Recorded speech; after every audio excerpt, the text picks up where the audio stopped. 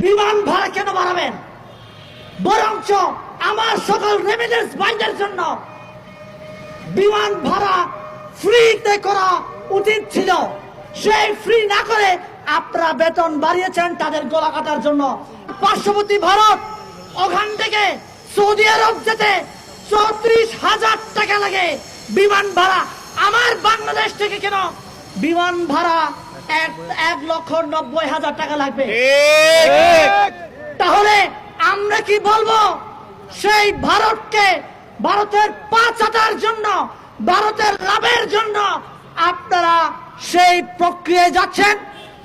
আমরা বলতে চাই না, আমরা বিশ্বাস করতে চাই, আমরা হুঁশিয়ারি দিতে চাই, আপনারা ভাড়া বাড়াবেন না। এই যে জুলাই বিপ্লবে আপনারা সকলে জানেন, যখন বাংলাদেশ থমথমে পরিস্থিতি হয়েছে, ইন্টারনেট বন্ধ করে দেওয়া হয়েছে, তখন বাংলাদেশের যে সকল প্রবাসী রয়েছে, এই প্রবাসীরাই সোশ্যাল মিডিয়াতে রেমিটেন্স বন্ধ করে বাংলাদেশের সরকারকে জানান দিয়েছিল, তুমি যদি চেয়ার থেকে না নামো তাহলে তোমার গতি আর থাকবে না, তুমি অচিরেই তোমাকে সেই 3 হাত কবর তোমার জন্য রচিত হয়ে গেছে।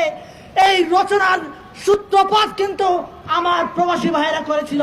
কিন্তু যারাই কিনা নিজের বউয়ের টাকা গহনা বিক্রি করে দেশের অর্থনীতির চাকা সচল রাখার জন্য প্রবাসে দিন রাত খাচ্ছেন, তাদেরকে আপনারা অসম্মানী করছেন।